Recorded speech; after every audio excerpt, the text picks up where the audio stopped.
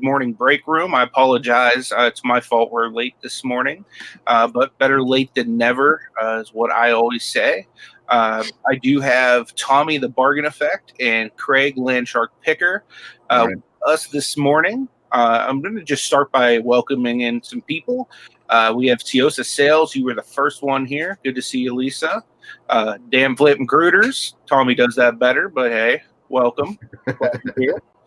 Lisa C., good morning to you. Justin Jacobs, good morning, man. Kelly, the Ecom Mom Ward, good to see you. DC Sales, the master of the license plate, is with us. Good to see you, D. We have Thrift Beast. What's up, my man? Good to see you here. Diane Matthews, great to see you. Mary McQuain, good morning. In it to flip it, good morning to you. Perlini, what's up, Len? Good to see you. Got a whole bunch of ones there. I'm not sure what I missed, but hey. Michelle Lathan, good morning. Pearl is Precious, good morning to you. Treasure Hustlers, what's up, Sarah and Jackie? Good to see you guys.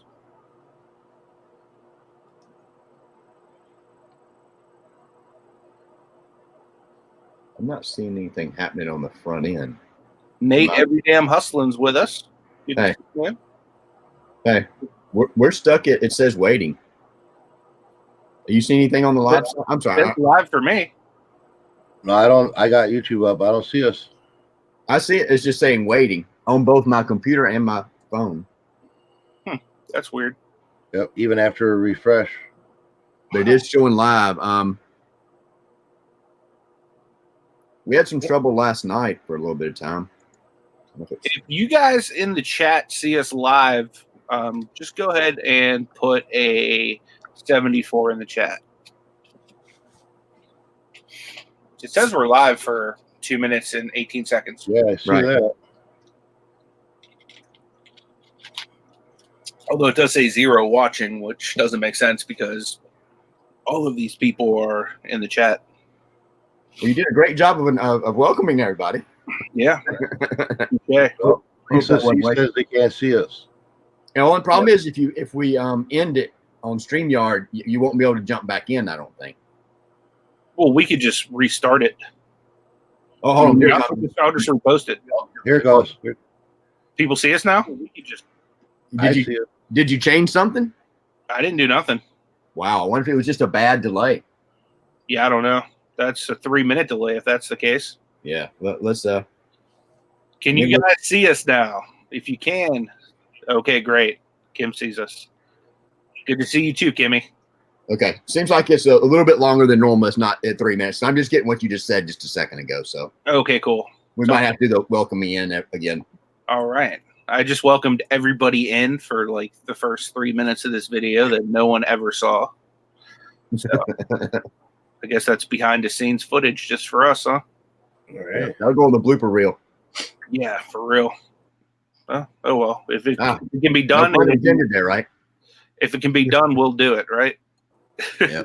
So it could be extra. You could have your laptop down on you twice during the live stream on somebody else's channel. Touche. Good morning to Tiosa Sales. Lisa, you were the first one in here. They am Flip and Crooters. Good morning to you. Lisa C., good morning. Justin Jacobs. Kelly, the Ecom Mom Ward. DC Sales, the master of the license plate. Thrift Beast, good morning. Diane Matthews, good morning. Mary McQuain, thanks for being here. In it to flip it, what is up? Lynn Perlini, good to see you.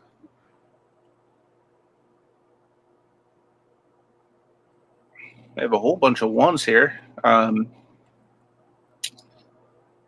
Pearl is Precious, good morning to you. Treasure Hustlers, what's up, Sarah and Jackie? Thanks for being here.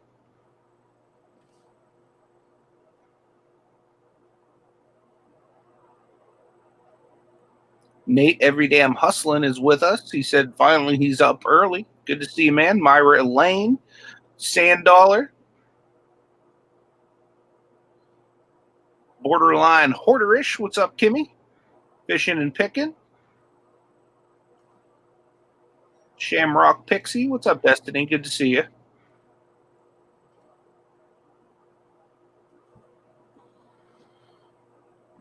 Nice. You get it? I think we're getting pretty close to welcome everybody. Yep, looks like I got everyone. If I missed anybody, just go ahead and tag me or say what's up in the chat, and we'll make sure we say hello.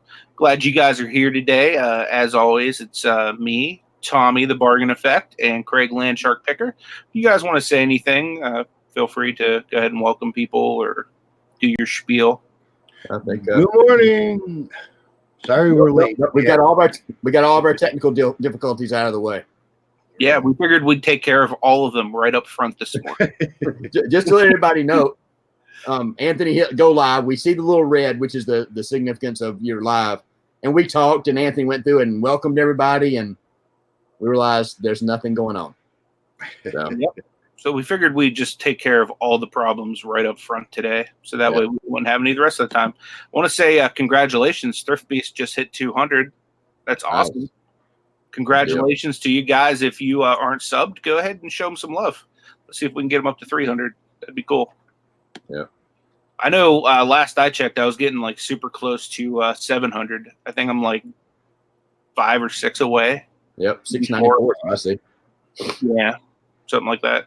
So if you guys want to get me up to 700, I'd appreciate that.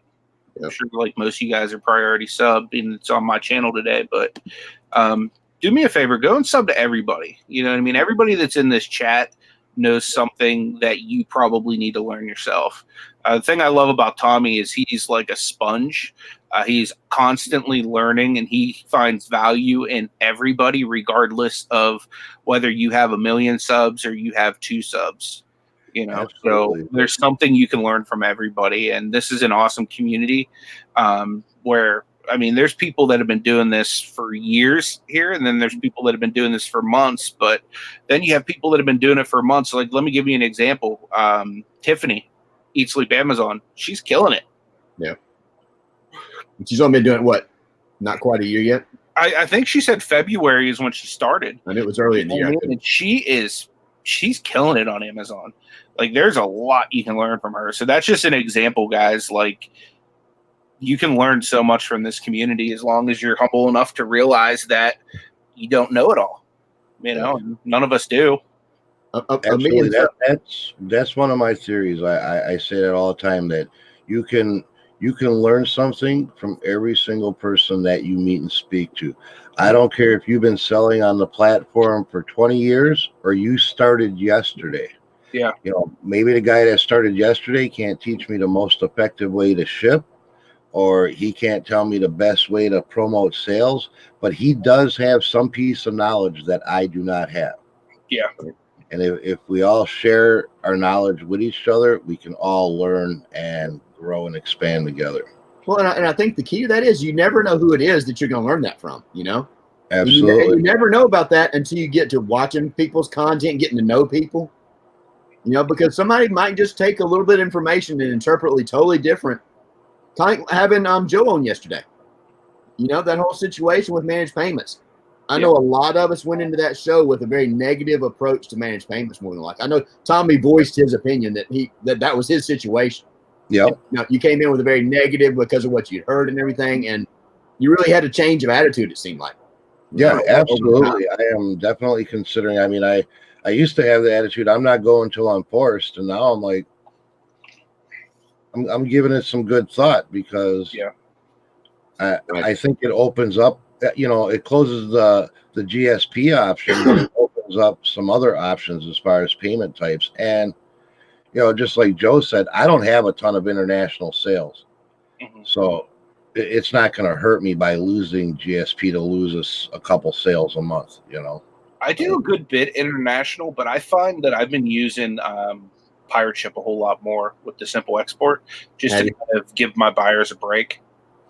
Is there anything you have to do that, or you just don't? You say you offer just direct shipment for international. I've always done GSP for the longest time. I have mine default to GSP, but oftentimes I will go ahead and just do the simple export to save. If they're a good customer, I'll try to automatically save them some money, and I'll just kind of refund the difference. Okay. Or if they ask, if they say, hey, I'm really interested in buying some stuff from you, but I'm worried about the price as far as shipping, I'll say, hey, don't worry about that. We'll take care of it. I have options through Pirate Ship, and I'll kind of explain the simple export system to them. And I've actually had a couple people even say, hey, can you send this through the simple export system? All right. So I hate to derail the conversation, but while we're talking about this, so if I've got GSP enabled, which I do, that's the only thing I do for international orders. And the order comes in, obviously I'm shipping to Kentucky, right? Yeah. In your situation with that, when you import that into Pirate Ship, is it not going to import the Kentucky address, or is it going to give you? Well, whenever I do it, it even through GSP, it says it's going to wherever the item is actually going. It doesn't act like, for me, it's never come up and said this is going to Kentucky. So I think Kentucky's just a stop along the way. But I'm not entirely sure, because what I'll do if I'm going through Pirate Ship is I just go ahead and click the feature where it says import through eBay. And I just do it that way. So I'm not entirely sure. Okay, so I guess the point is it brings in their actual address, not the Kentucky address. Yeah, it's always brought in the actual address for me. Okay, when I have GSP orders, I don't even pay attention to it. I just file print, and it prints the Kentucky address, and I've never paid attention. Okay, I'm sorry. Go ahead. Yeah, not a problem. Yeah, I don't know if that's different for anybody else, but I've never had an international order with a Kentucky address. It's always been addressed to the actual address that it's going to, international. Right. I guess all I pay attention to is the label when I print the label, Right, that's pretty much I just see, hey, it's going to Kentucky, slap it on, it's the right item. I guess when I see the offer and the order come in, I see the address, but I never really pay attention any further than that. So Gotcha. Huh. Okay. Mm-hmm. Yeah, so the theme I came up with today, this was actually something I've been thinking of, but we actually had this suggested by a viewer. eBay, love it or leave it. And that was kind of my spin on it, because there's a lot of people that are always bashing eBay, but you see that they stick with the platform year after year, just continuing to bash it and say how terrible it is. There's so many fees. There's this, there's that. I don't know about you guys, but I love eBay. You know what I mean? Like, eBay is the best platform for the stuff that I sell personally. Now, that being said, I do Mercari. I've done Poshmark. I plan, me and Nate, every day I'm hustling, we're going to get together, and he's going to help me put together my first Amazon shipment here within the next couple of weeks. So I do plan on branching out, but like, I don't know if you guys have ever seen that show, Love It or List It. You know what I mean? They're either going to love the place they're staying, or they're going to leave it and go, stay somewhere else. So that's another kind of spin on this. Like, you can either learn to love eBay, or you can just go find something that better suits your needs, whatever that is. Personally, like, I love eBay, and I'm pretty sure regardless of the other platforms I use, this is going to remain my primary platform.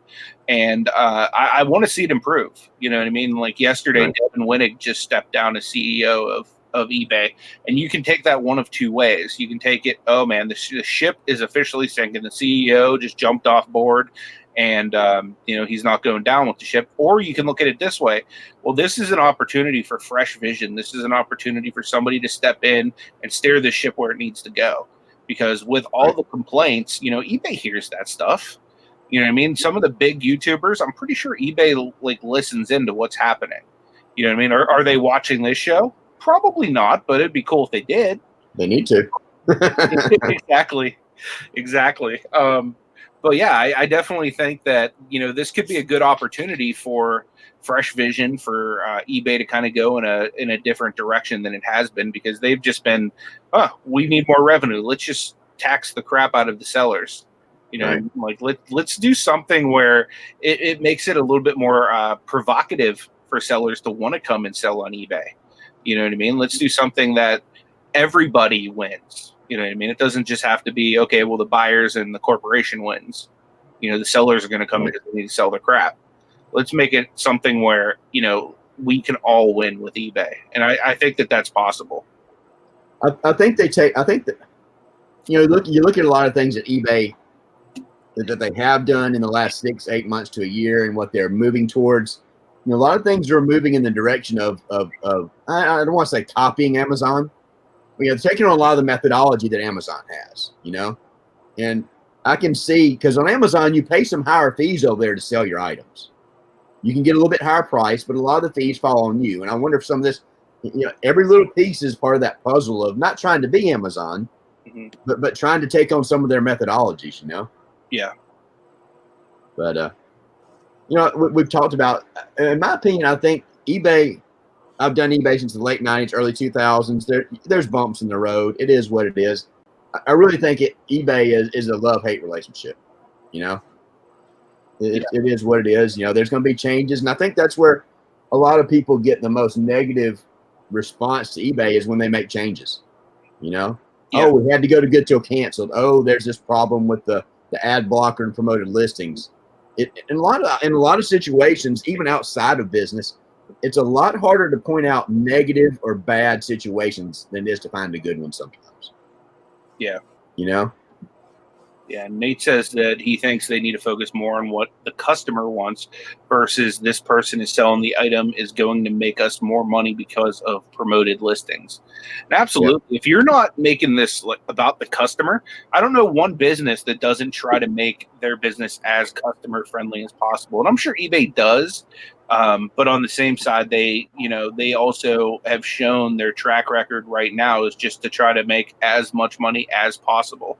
You know, it's almost been kind of like a pay to play, which is okay with me. I'm perfectly fine promoting listings if they're going to sell a lot quicker. Like, right. Because my goal with my business strategy is I just want to churn inventory. You know what I mean? I want to get it in and I want to get it out as soon as I got it in. So if promoted listings is going to do that for me, I don't mind doing the pay to play. You know what I mean? But it's going to be really interesting to see what direction they're going to go with new leadership. Let's see. Rebecca asked where Derek is. He's at a ceramics class this morning. He's all playing in the mud. But yeah, I always say it's hard to compare eBay and Amazon. I don't think you can, but you can look at a lot of similarities. Mm-hmm. At a very high level, you know, Amazon is so much buyer or customer or client focused, you know? Yeah. The Prime, you know, the Prime was a great idea. There's not a thought, you know, you pay that one-time fee, you forget about how long it takes to get something. As long as you're ordering Prime, it gets to you in 2 days. Yep. You know? I do love how quick that is. I could say, with what I do on eBay, you're pretty much going to get prime rates, like as far as shipping, if you order something from me, because I ship same day. And for the most part, most of the things I ship out are 2-day priority. If not, you know, maybe like a first class, which is 2 to 3 days. So you're going to get pretty close to prime ordering on eBay too, depending on who you order it through. You know, like some people will literally wait like the 3 days to send stuff out, and everybody has a little bit different of a situation. Right. But I would say most of us who are serious sellers are very quick with shipping. But I think the issue there is Amazon built this fanfare. They spent a ton of money on marketing Prime, you know, and you've got that confidence. You've got that confidence level as a buyer. And I think you had a great point when you just said that, Anthony, a second ago.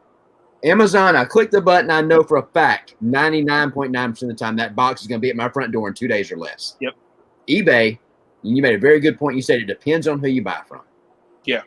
And I think that is the biggest, not negative, the biggest situation that eBay needs to overcome. Like I said, with Amazon, it's a no-brainer. I click it, it shows up. eBay, I click it, and if I happen to get a good seller, it's going to be here on time.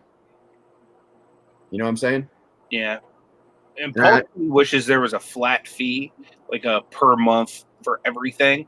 I think that wouldn't be a bad idea. Like, we all have our store fees. What I would love to see is them become more like Mercari in the sense like, okay, you've listed this item for $20. By the time it sells, you're going to get $18. We take the 2. You know what I mean? Right. So they just automatically take the 2 out, and you get the $18 deposited in your PayPal and your managed payments and whatever you're using.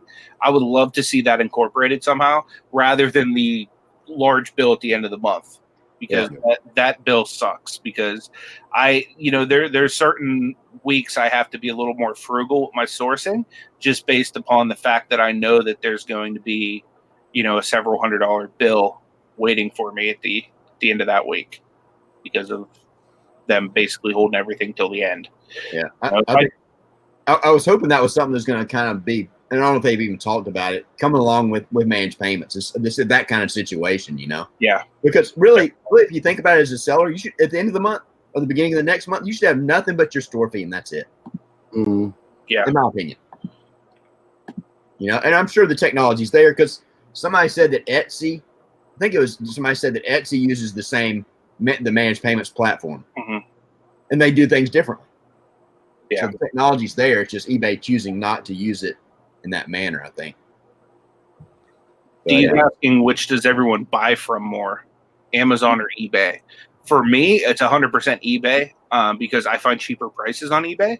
My wife, though, she buys a lot more than me. So there's Amazon boxes coming to our house like several times a week, if not every day.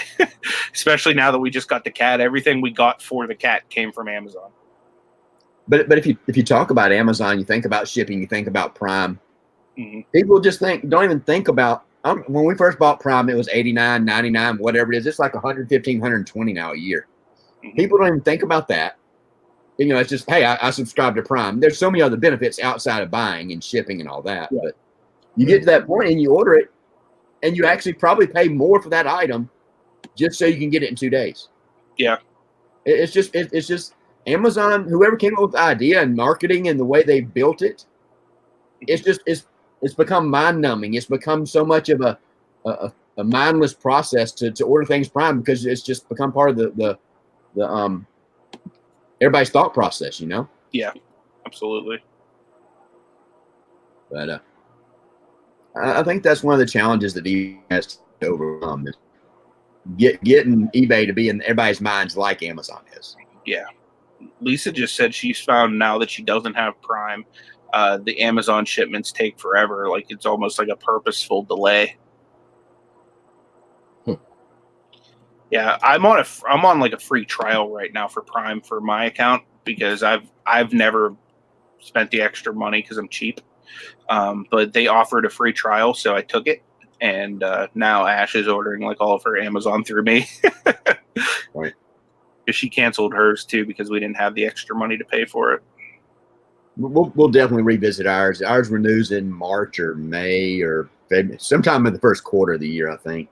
Rebecca's brought up a good point too, and I know you guys touched about this a little bit yesterday with the family flips. Is you can pay before your bill is due, and that's a good option for some people. I had an issue one time where they actually double charged me for my bill, and being that I'm not at that time, I was definitely not at the level. Like, they actually wiped out my entire PayPal and took several $100s out of like our bank account, which like really screwed us up for the month. And rather than putting that money back in our bank account, they just credited me towards the next month.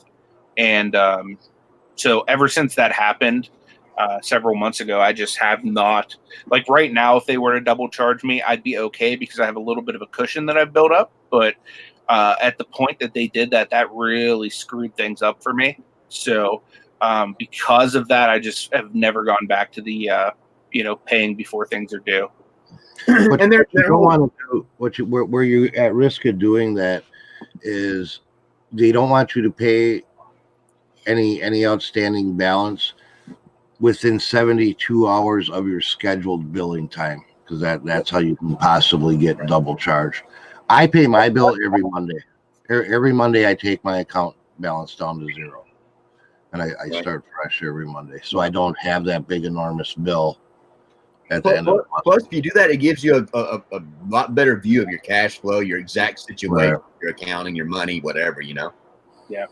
The way it worked for me is I paid mine off on a Friday, and then Monday they charged me again. Yeah. So, and that's what kind of scares me about eBay having complete control over the accounting, the fees and the actual PayPal type money, whatever. It's kind of scary, because I know they're I've had some people say that they go back and reconcile their eBay account, and they found discrepancies sometimes. I mean, I'm not saying it happens to everybody. I don't look at it that way, but it's sometimes the timing of charges is crazy. Yeah.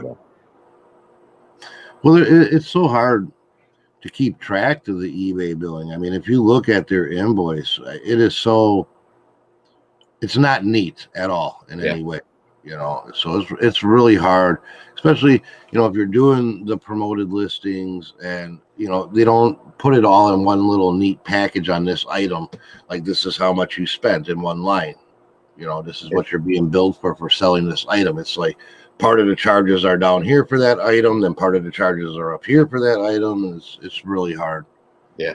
Here's your promoted listing fee. Here's your final value fee. Here's your right. Yeah. I mean, it'd be cool if it was all in like together, but it's not. It's all over the invoice. Yeah. From an accounting perspective, I kind of understand it, but from a view, the data may be right. It's just a matter of how they present it. They could present it in a lot better method, I don't believe I got that email fishing and picking. Did any of you guys get that from annual error resolution notice? Truthfully, my first thought on that was I'd be worried about what it is. If they're, that could be a phishing, somebody phishing for you to try and log in and it sends you off to another site. I'm not saying that is the case, but there are a lot of emails that come out like that. I'm looking through mine right now just to see one. I don't see anything in mine. No. Yeah, no, I don't have it. Yeah, I think I'd have a hard time. I think I'd have a hard time giving up eBay. As much as people talk about the bad things on eBay, the changes and all that, eBay is good at what it does overall. Yeah, for sure. And I know Tommy, has brought up in the past, talking about, what would it cost you to open up a brick and mortar to sell your same items compared to what you pay to eBay on a monthly basis? There's so many things to consider. You don't have a power bill. You don't have you don't have to have a insurance policy on your building. You don't have to have an insurance policy to cover liability if somebody walks in and trips in your store. There's just so many things that you don't consider. I think we talked about, didn't we have a whole show we talked about stuff like that? Yeah. I think that's the reason you'll see people like us sitting in basements or wherever Greg is sitting, and with all the inventory just behind us, is because it's so much cheaper just to sell on eBay rather than taking all of our stuff out and opening up our own, like consignment shop or, whatever type of thrift store or whatever we would have.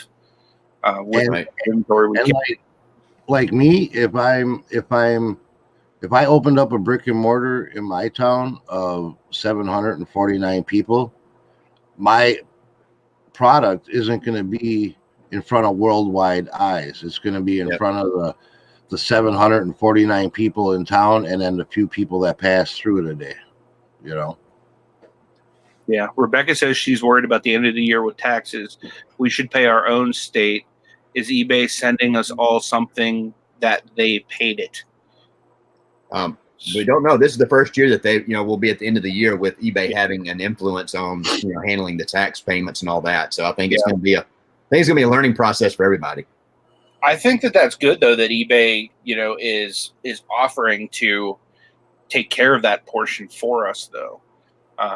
Because like that would be a whole nother thing that you have to kind of account for. And I think it's nice that there's an option. That I'm sure other platforms may have something similar, but I really like that about eBay. And honestly, I probably don't do enough business on any of the other platforms that even like garner taxes. Right. To be honest with you, I do okay on Mercari, but I've been kind of using Mercari as like my play money. That makes sense. It's kind of like my me allowance. Like if there's stuff I want, whenever I get sales on Mercari, I'll just kind of let it accrue, and then I'll buy other stuff off of Mercari with my credit. Yeah. But eBay is basically like my bill money. So, all right, I got a question for everybody. If we're talking, listed or lose whatever, with eBay, if eBay went away today and you still had access to all your listings and all that, but couldn't sell a thing, what would you do? Where would you go? Where would you, if you had to drop eBay or were forced out of eBay, where would you go? Where would you sell your product? Would you move to more of a local sale model? Would you go to Mercari? Would you go to Amazon? What would everybody want to do? Are you prepared, or even have you thought about that if that happens? You know, if it were me, I would put the higher end stuff on Mercari and sell the rest of it at the flea market. But then I would get heavy into Amazon. Like Amazon would be my main focus if there was no eBay. Right. And with me, you know, I'm pretty much the same thing. I would just convert all my listings. I don't have everything that I have listed on eBay listed on Mercari, but in that situation, that's exactly what would happen. And I would start trying to gear into Amazon. And this is also another reason why me and Des are getting into the printing business, because we want another revenue source just in case something like that would happen. You know? Yeah, right. I think a lot of that decision would depend on what my inventory was. You know, something it's just going to be. I don't know that I would have a overall answer to that question. You know, I'll move everything to Amazon, like Anthony said. My higher end items are going to Mercari. I think you would almost have to do an item by item basis. You know, clothing. You know, probably the best places to move clothing would be to Poshmark potentially. You know. Yeah.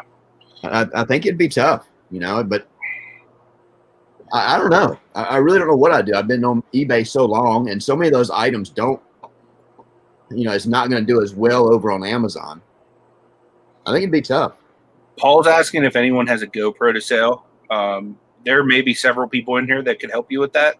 I do have pretty much, I used it one time. I'm going to be straight up honest with you. It's a GoPro Hero, just the original. I didn't like the sound quality on it. That's why I chose to resell it. If you're interested, I'd give you a pretty good discount on it because I've already made my money off of the lot. So this thing's just basically gravy at this point. And I've decided I'm going to trade in my Hero 3 towards a 7. So if you're interested in it, I'll hook you up. If not, there might be somebody else in the chat that has a newer one that, you know, you may be able to take advantage of. With that model, can you use an external mic? Does it have any way to plug in another mic? You know, I'm not entirely sure. It very well might. That's right. You don't have to open it up. No. That's not. I've seen like John Nevermore Antiques ended up using an external mic with his. I think, but I think that's one of the enhancements. I think in the 7 was the better sound quality, the image stabilization. Yeah, I'm not entirely sure. I mean, there very well might be, but I don't know. A lot of good answers in the chat. So, and I think what I'm gathering, it really depends is what a lot of people are saying, you know, different areas. So if you had to choose one platform, I know that's probably not a good question, but I'd be curious to hear. If eBay went away and you had to choose one platform to sell on, irrespective of what kind of inventory you had. Me, I would have to go, I think, and it's really odd that I'd pick this platform because I don't sell anything on it. But I think I would move to OfferUp. Okay. Just because of I shop OfferUp. I don't sell on OfferUp. Mm-hmm. And I see a much bigger variety of things on there at better prices for a seller that are being sold. And it seems like things move a lot faster on OfferUp than Mercari. Oh, really? Yeah. Huh. I wonder if OfferUp, in that situation, you have more of a local. Obviously, it's a local app, you know. Mm-hmm. But you know, I think you can ship off of that, can't you? Well, yeah. OfferUp has where you can shop locally or shop shipping based. So it's kind of the best of both worlds. Where Mercari is purely shipping. You try to arrange a local pickup on Mercari, and they will suspend your account. Ask Derek. Wow. You know, but OfferUp gives you the option for local pickup or shipping. Huh. I don't know. I think with as much as I don't like Poshmark, you know, Poshmark moving into the hard goods area, I can see that being attractive. Yeah. I would have a hard time probably. I don't do enough on Mercari. I don't like the fact that you don't have a store on Mercari. I would have a hard time choosing between Poshmark and Amazon potentially. But the problem with Amazon is it kind of limits you on what I can sell, you know? If you're looking at just an overall, I think you'd really have to change your business model and your sourcing and stuff like that. If you had to change platforms, drastically like that. Absolutely. And that's what's so great about eBay. It's almost tailored for the thrifting, garage sale, flea market, type pickups. Yeah.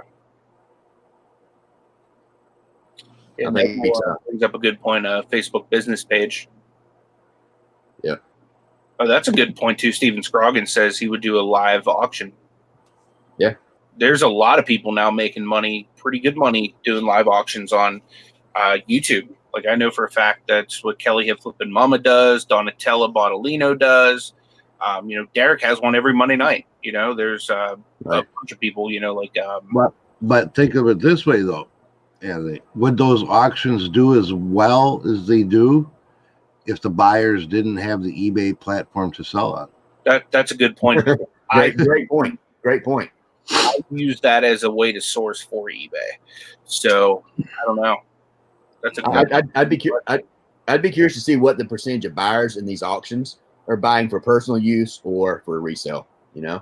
If my guess is probably 75 for resale, 25 maybe for personal use, if that. It could even be 80-20 or 90, 90-10 or something like that. But yeah, I'd be real interested. I would say in maybe a different community than the one we're in, because the community we're in, we're trying to make a buck. Right. I know whenever I put together stuff, if I go on T's auction or Derek's auction, I put together lots that I know resellers can make money on. That's because the first time I went on, I just put stuff up that, I thought, oh, you know what, this would be cool for somebody to have. No one wants something to have. They want something to resell in this community. So I really learned, okay, well, I'm going to just put together lots that people can make money on, and I'm going to list them cheap. Right. And I think that's kind of the key to having a successful auction as a seller. Not the person running an auction, but you selling an item at an auction. I think you've done well with that. Really, you have to cater to not what you want, but what the buyers are looking for. I'm talking about lots. Great idea. Tommy with starting everything at 99 cents. The one that it stimulates, people bidding. Talking about moving to auctions and all that. I don't know if y'all caught Donatella on the Bolo Buddies channel last night. I was on there for a while watching and talking. I think Donatella has 2 good size eBay stores. One is her bigger store and holds a lot of her higher dollar items. And she's decided to reduce the number of items in her eBay store and moving them over to her auction model. That's awesome. Because if you can get some of the stuff that she would deem eBay worthy in an auction, I think that there'd be a whole lot more ROI to be had. And she can potentially move things quicker. So along that same lines, so let's assume that we have the keys to the kingdom of eBay. I know we're talking about eBay, but what would be one thing if eBay did it that would cause you to say, I don't care what's going on eBay. If they do this, I'm leaving today. And just an odd question, Would it be if they raise, fees by another 15%? Would it be if, they said, I can't do anything, that they're going to become like Amazon and people can return stuff, free returns for 6 months after they purchase it? Just, what's something that would cause you to say, okay, if they do this, I'm walking away? That's a tough one. Yeah. I don't know. I think I love eBay, so it'd have to be something pretty drastic. Right. Right, exactly. And that's kind of the point I was trying to get to. They would have to gate me on what I sell. You can't sell toys or video games. I'd be like, yeah, I'm out. Here I come, sorry. Because that's literally the majority of what I have. I want that to ever come to start gating people.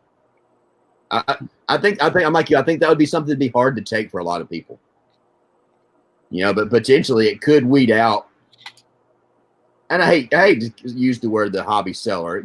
It could eliminate the hobby seller. It could eliminate a lot of the Chinese and people that are doing that level. But I don't know. I think it would take something pretty drastic, And I think that's because we're so ingrained into the eBay atmosphere, environment, whatever, Yeah. I wish they would limit what the Chinese can do with that 25-cent shipping that they have. I don't know what's it, like the packet mail or whatever the heck it is, where they get e-packets. Yeah, the e-packets. That makes it hard for a lot of us to compete here in America, because you figure if we're sending something in a small e-packet type thing, we're probably spending upwards of $3 on shipping it. So they can basically just charge free shipping on anything and just pay a quarter. Well, me and my postmaster had a pretty in-depth conversation about that. And actually, anytime the reason the Chinese people can sell things for like 99 cents and free shipping and stuff is because every time these ship, we give them a shipping credit. Oh, really? Yes, right.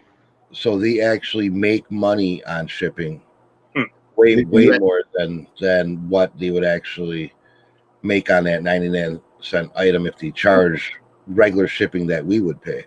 That's interesting. And I believe the way a lot of that shipping from China and Hong Kong and all it works is if one item sells, that item just doesn't ship out.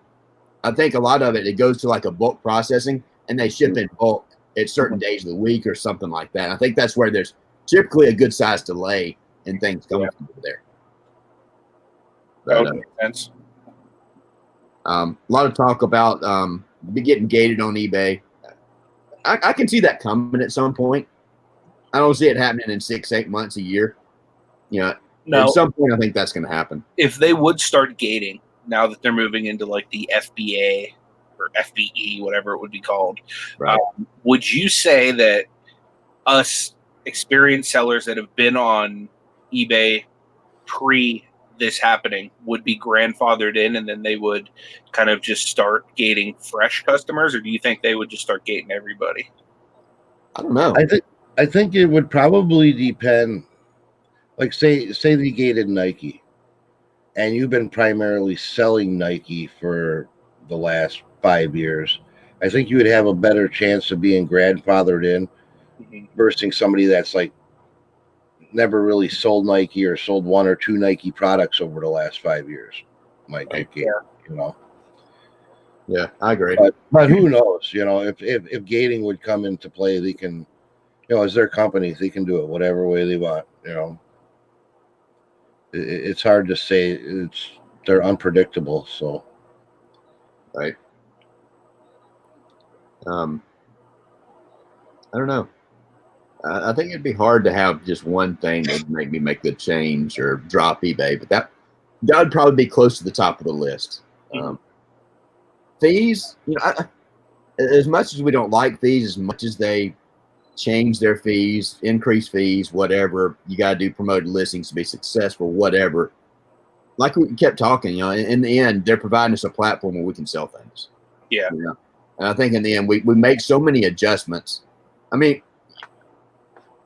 if you've been selling regularly for any period of time, look how many adjustments you've had to make on eBay over the last 1.5 years, 2 years, 3 years, however long you've been doing it, You just got to adjust. They're providing a platform. We're kind of at their mercy, I think anything outside of the standard Amazon, Mercari, Poshmark, all these other platforms, if you go out on your own, open a brick and mortar, sell on your own website, Shopify, whatever, you got to do a lot of the work that they're already doing for you, and there's value in that, Yep.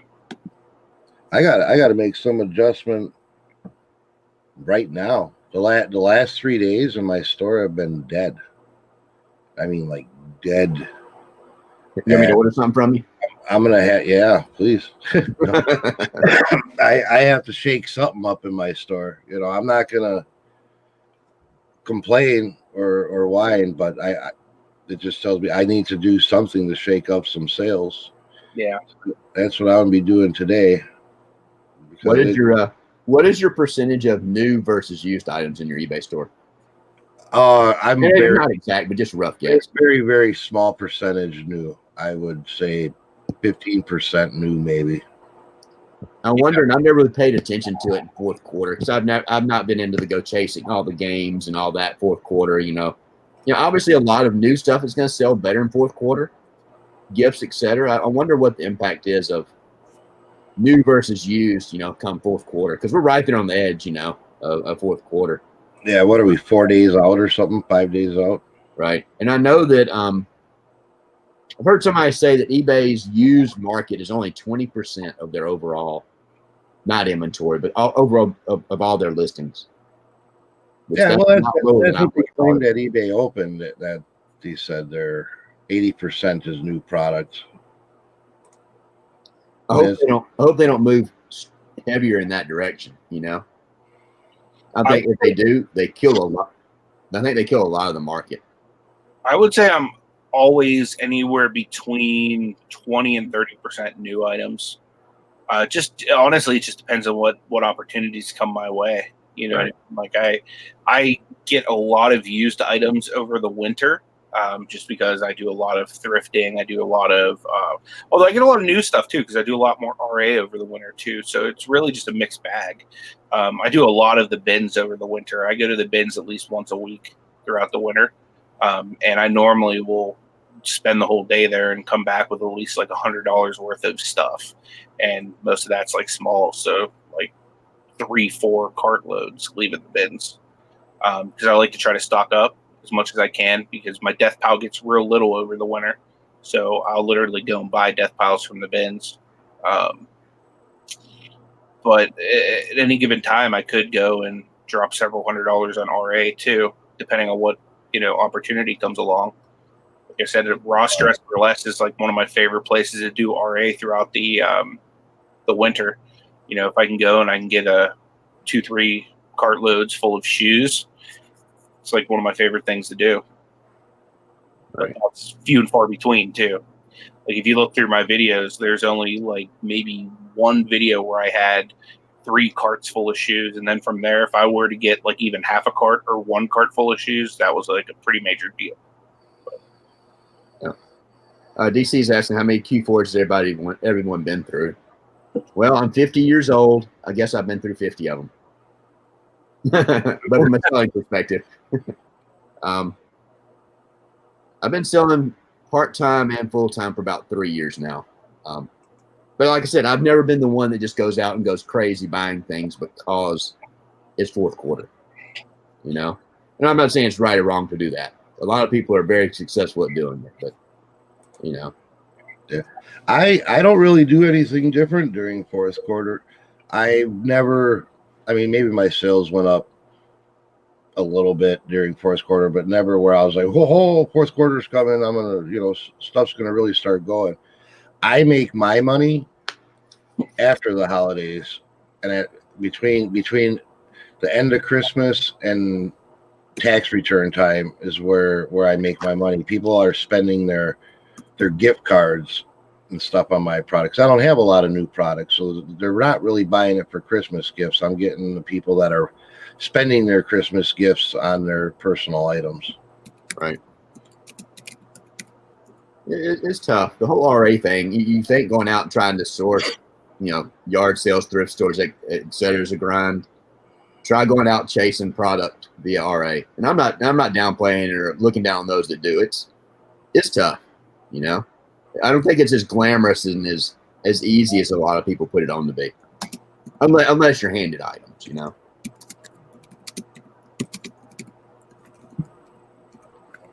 DC Cell says every day of December is nuts for us. Fingers crossed it'll be the same this year. Yeah, definitely. Yeah.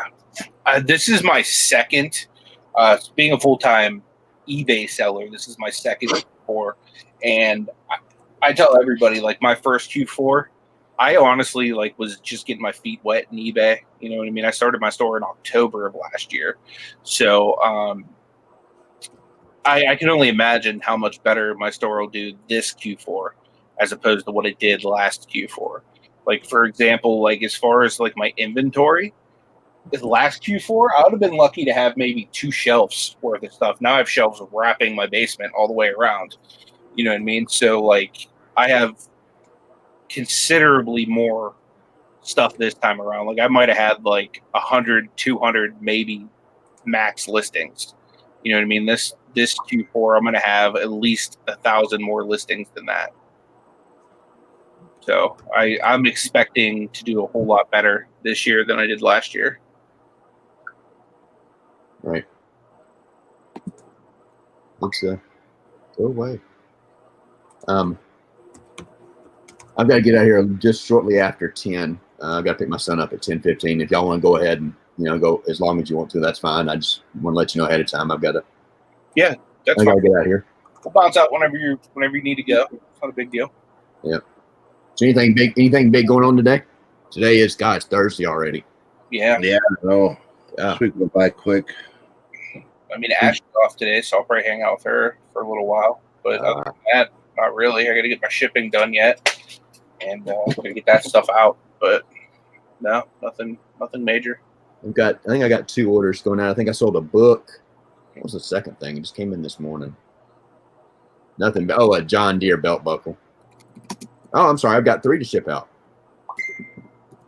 A book, a John Deere belt buckle, and a Logitech remote. Well, you're doing better than me. Let me go order something. Second day in a row, I have not had one sale on eBay. Wow. Yeah, and usually I'm good for anywhere from 3 to 7 a day. Yeah. So all right. I got to spend a day shaking some stuff up in my store. I'm gonna flip it over and shake it around and move some stuff and go over there and massage and touch your inventory. Sometimes might be time a store-wide sale, man. When I have those kind of situations, I'm like, I hadn't sold anything yet. I always go check, make sure my sales are still running and my all that stuff. And I'd be amazed at how many times I've overlooked it. I'm like, that ended this morning. I got Cody Bra asked if I'm promoting, and I was promoting. I actually woke up so disappointed this morning. I figured, what the heck? I'm going to turn them off and give that a try for the day. It's getting to the point where you just don't know if you're in that situation, And I'm sure you've been listing because you pretty much live in your dungeon too. So this is where I spend, I'd say probably 70% of my awake hours. Mm-hmm. I mean, I'm down here from the time I get up till about 5, 6 o'clock in the evening. Then we eat dinner. Sometimes I come back down. Sometimes I stay up and we watch a movie or whatever. The only difference I've made with my promoted listings since all of this stuff came out was I tried upping them from 1% to 2%. Other than that, everything is the same.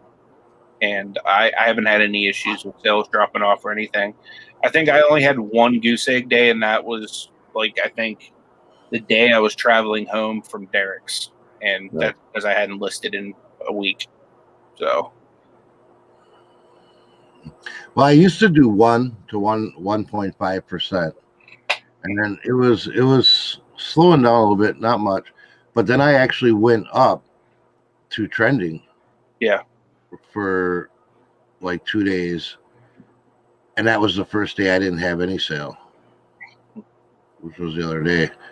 So then I dropped back down to 1, and then I just turned them off this morning, and I'll see how that rolls. Yeah. In my opinion, it's just become a crapshoot. I don't know that there's any logic to it. See, I thought maybe Devin flipped the switch on my store before he left. You talked to him yesterday before he turned in his resignation, right? He was like, forget the bargain effect. We're turning him off. Let them figure it out. We'll increase our revenue by turning his store off. I'll show them. I don't know. I really struggle with, because you try so many things. Do I turn it off? Do I turn it on? Do I run a larger sale? Do I raise my price? Do I lower my prices? It's just a never-ending story, Yeah. It gets to the point it gives you a headache thinking so much about it. Yeah, I try not to let it get to me or frustrate me. When something like this happens, it's like, hey, I just got to change something up. And sometimes just changing something up a little bit, and then I can always go back to the way. I've had that where I've hit dead spots. I would just do something a little different for a week or something, and then go back to how I like running it. And yeah. How often do you go in there and adjust pricing and stuff like that, or run sales, or just like? I'm usually always running a consistent 48-hour sale. Okay. And my pricing I adjust about every 60 days. Okay. You know, what I do when I wake up in the morning is I come to my seller hub and I look at everything that's ending today. It has on the left-hand side where you can ending today. Yeah. And I look at those and see if anything jumps out at me that maybe I should make an adjustment on there. Gotcha. But if nothing does, then I'll look at my oldest listings that were started by the oldest date, and then I'll adjust those when they get near the 60-day mark. And then I'll be like, well, they've been sitting here for 60 days and they didn't sell, so I gotta do something, you know. Yeah. Change the title around, adjust the price. Sometimes just going in and looking at it and saying that I can't really find anything I can do, and then just, you know, click revise, look at everything, update listing, and then bam, it sells and I didn't touch a thing. How often do you go in and I do this daily, and it's really driven traffic for me, or at least driven sales. How often do you go in and send best offers on people that have watched your items? Daily. Okay. I'll click on that little send offer eligible tab. I just did that probably not 10 minutes ago. Gotcha. Yeah, I was gonna say that's one of the first things I do every day when I wake up is I'll go sort everything by watch, and I'll go through like literally the entire list and send offers, just trying to drive some traffic. Right. And depending on how many sales I have for the day, if it's like today, for example, I have only one sale, $12. I had 3 overnight though. But there you go. As far as what's on the books for today, it's just this one figure for $12.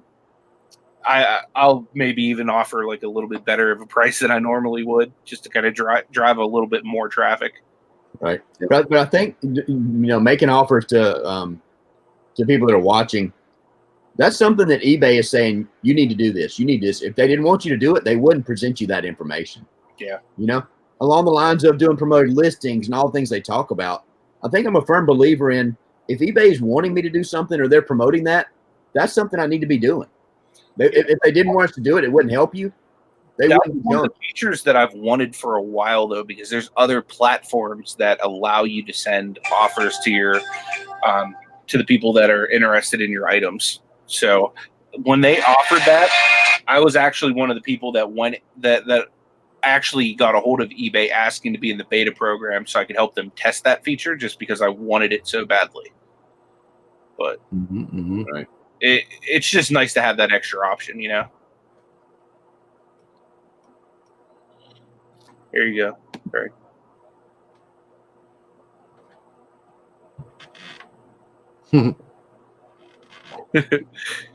I got to get out of here in about 2 minutes, so we might need to cut it off at about 10 after, if that's cool with y'all. Yeah, not a problem. You have one last question from DC Sales, though. DC, I didn't say it was a programming job. There was recently a job opening available. I'm not, you know, and take that. I was just kidding when I posted that. It was more funny than anything. If I was offered a job at eBay, I'd probably take it. I hear you there. Because they pay pretty well. Would you take care of your friends? Who's that? No, I'm kidding. Oh, for sure. For sure. I would give you 5 free listings a month. Thanks, Greg.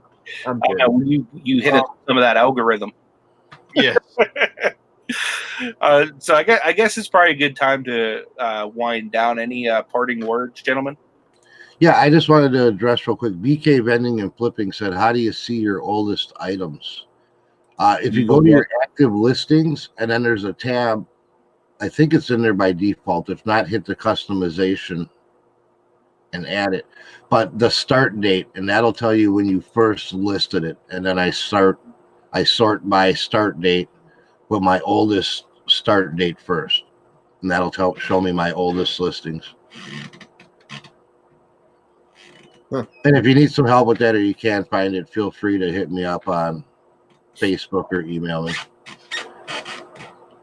Yep. But it's a nice feature to have.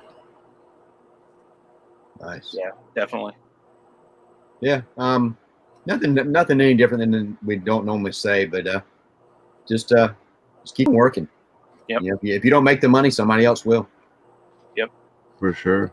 And you know, if you do hit a lull in your sales or something's just not working out for you, don't spend time being frustrated about it. Spend the time trying to figure out how to fix it. Because you can be as frustrated as you want, you can get aggravated and mad and cuss eBay out. It's not going to fix the problem. Try to blow through that and then focus on the problem and find a resolution. For sure. Yep. And if you're not, guys, make sure you're subscribed to everybody on the panel. Tomorrow's show, I believe, is it on Derek's channel or was it on yours, Tommy? I don't know where we went with that. I can run it. I don't know if Derek sent me a message earlier, so I'll work it out with Derek. Okay. Yeah, it's on one of the two of y'all. So I think Anthony and I had the last few. I'm not sure if he's available tomorrow or not. So he's gonna get a hold of me after his ceramics. So we'll figure it out, and then I'll let you guys know. Sounds good. So Cool. make sure I'll post in the break room so everybody else knows. Yep. Sounds good. Sounds All good. the links are below too, guys. So if you don't have any of our channels, make sure you go down there. And Lisa C is awesome. She's dropping some right now for you guys. So make sure you go ahead and click subscribe on those. We like the gray buttons, not the red ones. For sure. But guys, I appreciate everyone being here today. And till tomorrow, guys, take it easy.